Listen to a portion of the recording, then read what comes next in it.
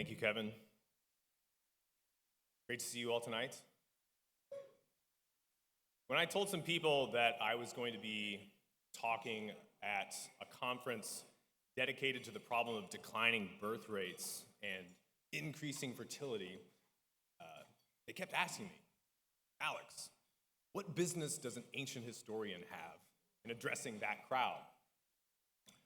The way I see it, I'm looking out at a crowd of fellow futurists. Futurism is fundamentally not about the spaceship. It's about you riding it. And it's about your grandchildren riding it. And thinking vicariously about that experience of future generations and the quality of that experience. Doing great things and wanting that to be good for them is what makes natalism one of the most concretely futurist projects you can undertake. Thinking about those kids, in other words, natalism, focuses our attention on the most important question about futurism. Because we might be on Mars, jacked and tan, shooting asteroids like skeets with space lasers, well into our 170s. But if we are miserable doing it, if we are not flourishing, with greater hopes even for more distant prospects, that's not a future that I'm really excited to build. Natalism is the direct interface of the future with the present. And it forces us to ask the extremely practical question, how can we ensure that our families and our children flourish? And this question is the basis of building any future that we would want to inhabit, even if we never actually get to see it ourselves. Here is where history comes in. The downward trend of birth rates is a very serious civilizational problem, many complex causes. But as we're sorting all of those out this weekend, walking the halls, sitting in panels, thinking hard, and also enjoying rare company, reminding ourselves that we're not alone, we should never forget the utter contempt with which this problem has generally been regarded by the regime that we've been living under. I pray to God that we're finally emerging from. Think of how isolated you've often felt for your interest in this cause, if you are interested in it. Nietzsche spoke of a certain kind of person that he called the historical man. Thank you. Someone active and powerful, who fights a great fight, who requires models, teachers, and comforters, but cannot find them among his associates and contemporaries. For our age is bad, says Goethe. So bad that the poet encounters none to inspire him in the life that surrounds him. It is for such people that history was most properly written. People who look back to consider the processes and figures of the past only to understand the present better and to learn to desire the future more vehemently. History belongs to the futurists above all. And it turns out many towering ancient minds, lawgivers and state founders, were obsessed with exactly the problem that we are confronting this weekend. Ancient Sparta in its day was one of many independent Greek city-states constantly quarreling with one another and vying for supremacy. By the time of the great conflict with Persia, 490s BC, most Greeks considered Sparta to be the biggest winner in the city-state game. It was the most powerful, the most respected of all. And the Greeks attributed this success in large part to Sparta's constitution, its politeia. And we don't mean here a written legal document, but rather, more generally, the way they do things in that city-state, that polis. When you consider your familiar image of Sparta, what's distinctive about it? You know, the movie 300, the mascot of your local middle school volleyball team. This is what that constitution, that culture even, was designed to produce. You don't just get those kind of guys on accident. The Greeks gave the credit for this singular politeia that produced those men, most of all, to a man named Lycurgus. He's the state founder or lawgiver of Sparta. Lycurgus probably lived sometime in the 8th century BC, which puts him some 300 years before the Spartans' finest hour, the Battle of Thermopylae. Among other things, Lycurgus founded the Spartan warrior training program, the famous Agogé, which took noble youths and turned them into Sparta's warrior elite. But not just that. This brings us to the matter that I imagine you've been hoping I would discuss in front of you as you enjoy your dinner: sex ors. Because Lycurgus went on also to be an innovator in looking at the source of new citizens by instituting practices around marriage and reproduction. So here is Plutarch on Lycurgus's policy. This is from his biography, The Life of Lycurgus. And maybe you propose this to your GF the next time that you're enjoying some tasteful banter at the wine bar.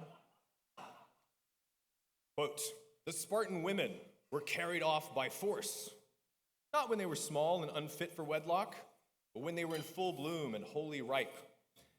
After the woman was thus carried off, the bridesmaid, so called, took her in charge, cut her hair off close to her head, put a man's cloak and sandals on her, and laid her down on a pallet on the floor alone in the dark.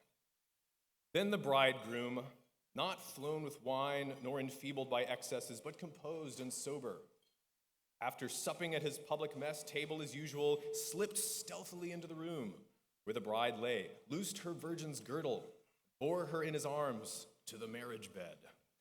Then, after spending a short time with his bride, he went away composedly to his usual quarters, there to sleep among the other young men. And so he continued to do from that time on, spending his days with his comrades and sleeping among them at night, but visiting his bride by stealth, and with every precaution, full of dread and fear lest any of her household should be aware of his visits, the bride also contriving and conspiring with him that they might have stolen interviews as occasion offered. And this they did not for only a short time only, but long enough for some of them to become fathers before they had even looked upon their wives by daylight. Such interviews not only brought into exercise self-restraint and moderation, but united husbands and wives when their bodies were full of creative energy, their desires new and fresh, not when they were sated and dulled by unrestricted intercourse. And there was always left behind in their hearts some residual spark of longing and delight." End quote. So Lycurgus was credited with a practice designed to better engineer desire. And we shouldn't consider this practice outlined here as a state law enforced per se. The Greek word for this practice is nomos, a word that sometimes means law, sometimes has the meaning of habitual custom or norm. The customs, perhaps even more than the laws, are what form a proper constitution in the Greek mind. In the Greek parlance, an ancient statesman like Lycurgus of Sparta was not just a lawgiver in the sense of a giver of laws, but he was a nomos giver in this other sense. In other words, state founders on the classical model are not just institutors of laws, but also of cultural practices. So if we want to take inspiration from men who founded singular, forceful futures for their states, we need to pay attention not just to policies, but to culture. Traditionalists tend to think of culture as a set of folk ways, developing almost without any agent involved somehow over the hallowed centuries. But as ancient lawgivers knew, this norm formation is always a negotiation, a dialectic, if you like, between the influencers and the influenced. And if the course of the latter half of the 20th century is any indication, with enough force and power, people in charge can create new norms relatively quickly for great good or great evil. I think, though, that this fact is cause for optimism if we believe in ourselves. Spartans had many other bizarre nomoi around family formation, such as public rituals to shame childless men, also wife swapping. Wouldn't say all of them are good, or that they all worked necessarily, but it is important to note how far the Spartans were willing to be experimental to ensure good breeding. Ambitious states think ambitiously about natalist policies. For more details on Sparta, go listen to the conversation that I had with Kevin on the Exit podcast. I also reposted on the Cost of Glory feed for your convenience. But there's another lesson for natalists from the story of Lycurgus' own personal rise to power that I'd like to share with you. Lycurgus was the younger brother of one of the kings of Sparta. But then his brother, the king, dies. So the kingship devolves upon Lycurgus. However, Lycurgus soon learns that his brother's wife is pregnant. Lycurgus then declares that he will honor both his dead brother and the Spartan custom, namely, if the boy is a male, that the son, Lycurgus' late brother the king, this boy should himself become king, replace Lycurgus. In that case, Lycurgus would serve as regent, guardian of the king, effectively kind of a temporary king until the boy comes of age. So it sounds like a magnanimous plan.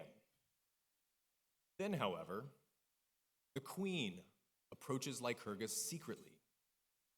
And she says, Lycurgus, I will use drugs to abort this baby if you marry me and rule as king of Sparta. That's horrible, isn't it? The queen here is trying to tempt Lycurgus with the prospect that his own line can become the royal line in place of his brother's royal line.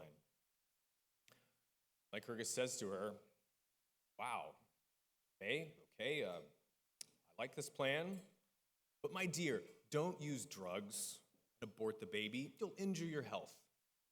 You'll put your life in danger. Whenever the child is born, give it to me. I'll see to it that it gets disposed of properly. So he persuades the queen in this manner to take the child to term. Plutarch tells what happens next. Quote, when Lycurgus learned that the queen was in labor, he sent attendants and watchers to be present at her delivery with orders, if a girl should be born, to hand it over to the women, but if a boy, to bring it to him no matter what he was doing. And it came to pass that as he was at supper with the chief magistrates, a male child was born, and his servants brought the little boy to him. Then Lycurgus takes this helpless little baby in his arms, going on with Plutarch. And he said to those who were at the table with him, a king is born to you, O men of Sparta. Then he laid it down on the royal seat and named it Carolaeus, or people's joy, because all present were filled with joy, admiring as they did the lofty spirit and the righteousness of Lycurgus. End quote. And so the story of a man credited with laying down Sparta's pro-natalist nomos, or nomoi, begins with saving a child from abortion and infanticide. And Plutarch underlines that this was an act inspired by his lofty spirit, his phronema in Greek. It wasn't that he was less ambitious, but that he was more ambitious, that he preferred justice and integrity over the highest temporal power, the kingship, even over the supremacy of his own bloodline. He wanted to found Sparta on a new footing, on something greater. And as far as we know, Lycurgus ultimately had no children of his own. I think this is important to keep in mind.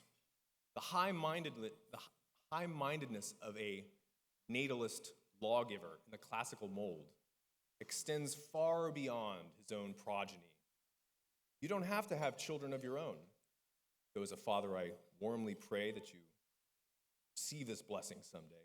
You certainly don't have to have them, and you don't have to have them yet for you to take a grander sense of stewardship for the good of the state and your fellow man on this issue. Natalism as a political doctrine is not just for the fertile. Monasteries across the world are constantly sending up righteous prayers for our children. Now, sadly, over the centuries, the warrior noble producing machine that Lycurgus set up started to break down. In Aristotle's day in the late 4th century BC, Sparta had lost its dominance alongside, as many believed, its moral core. In Book 2 of his treatise, The Politics, Aristotle attributes Sparta's decline directly to their failure to reproduce their elites. The word he uses is oliganthropy, a scarcity of men, oliganthropia. It's important to emphasize that Sparta's supremacy was always predicated on the ability of its rare warrior noble specimens to be the vanguard, the leaders in the field and at home, not just of lower class members of the Spartan community, but also of a broader coalition of free city-states. It was not a scarcity of people as such, but specifically of these leaders that led to its downfall. From the glory days when Sparta had some 10,000 such men, they were called Spartiates. A century and a half later, at the famous defeat, the Battle of Leuctra in 362 against the Thebans, 361, their number had shrunk down from 10,000 to less than 1,000, from a tenth of what it was. Aristotle attributes this not so much to attrition by war and disaster, but to faulty inheritance practices, which incentivized a consolidation of wealth into the hands of fewer and fewer elite noble families. These inheritance practices were, in Aristotle's opinion, recent innovations. The exact way this worked, somewhat obscure, debated by scholars, but the point is clear enough. Over generations, there were fewer and fewer families able to afford the rigorous level of training required by the state for them to remain in the warrior caste. Thus, Sparta lost its nobility. For Aristotle, the details of family law and understanding the long-term effects, the incentives that they produce, was very much the stuff of empire.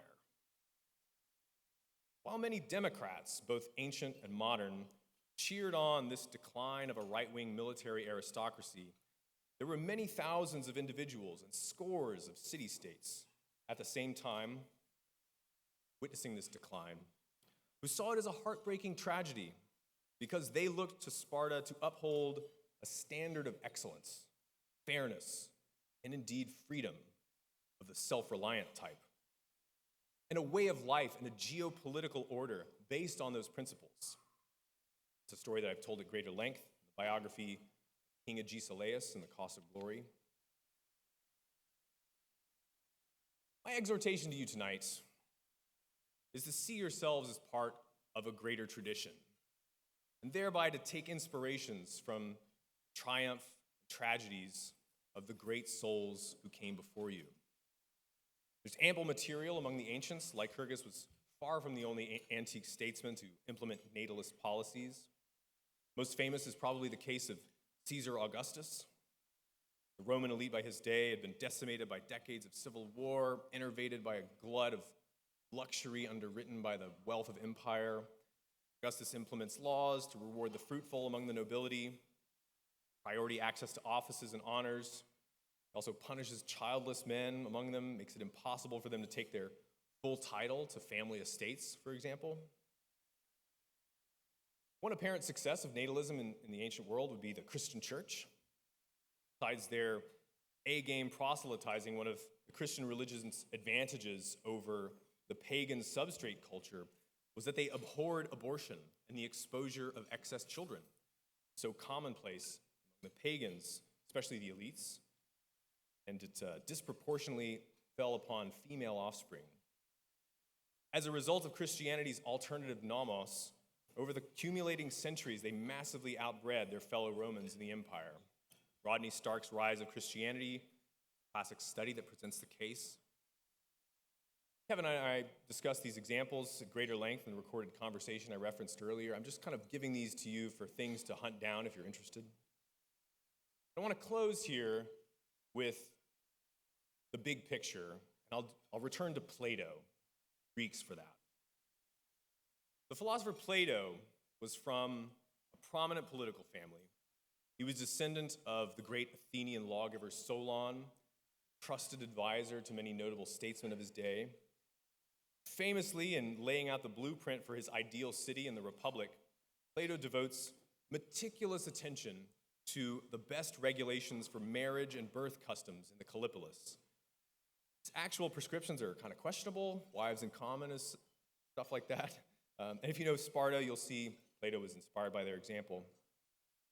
But if the natalist movement is going to pick one Platonic text as its key source, I think it would be Plato's Symposium, especially the central speech in that dialogue, where the priestess Diotima schools Socrates in the nature of love.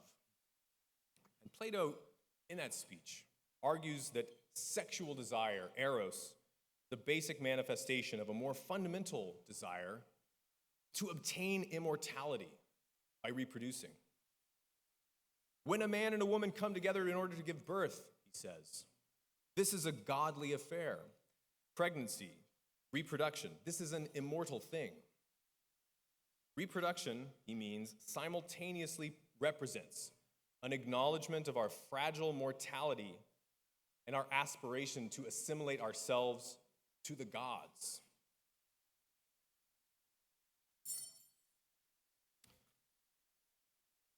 Having children, therefore, is subconsciously predicated upon the highest admiration for humanity, the highest vision of what a human could become.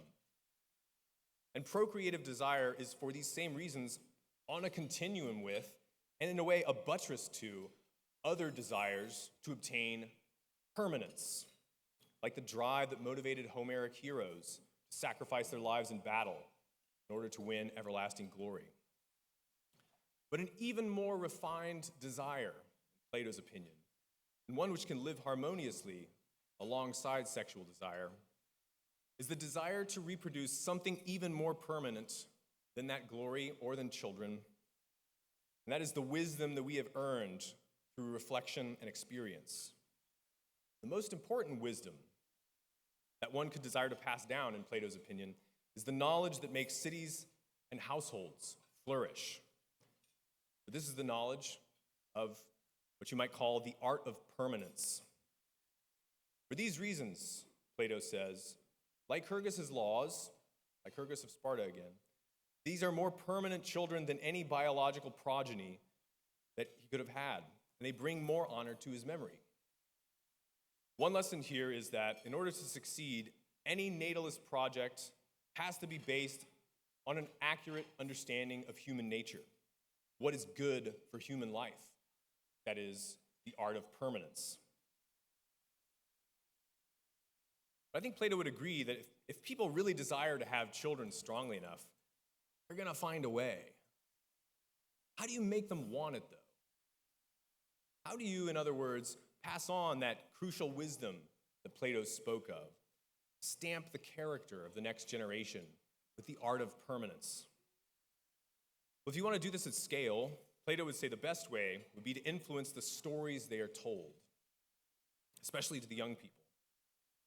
This is the case he presents, especially in books 2 and 3 of the Republic. And what are the stories that we are filling our children's heads with today, and our own heads? For decades now, the stories our culture tells about our future have increasingly included doomorous narratives about how we waste and ruin the planet. We are hedonistic, dysfunctional, a pox upon the earth, and precisely so in proportion to the magnitude of our aspirations. Technology, rulership, dominion, empire, manifest destiny are so many expressions of a corrupt hubris that makes us a fitting mark for nature's righteous vengeance. The best thing we could do would be to roll over and die, or perhaps to offer Los Angeles as a whole burnt offering to the angry sun god on behalf of the Delta smelt. For too long, our elites have either contemptuously watched on with indifference or actively colluded, as various forces have destroyed our desire and even our ability to reproduce. Even wondered in their seminar rooms, maybe it's a good thing. Say what you will about the Greeks, but they thought humans were fantastic. Look at their statues. They certainly weren't the last people to think this. Consider, for example, the founders of this country. But for the West, the Greeks have always been the paragons par excellence of an unsentimental optimism about human nature and its destiny. They told stories that reminded them of our primal mortality as humans, all its baseness and its splendor. It's probably going to get worse before it gets better. But let us raise a glass to the best fighters in history, wherever we find them. Let us lock shields with them and go and meet our fate. Get out there and make some babies.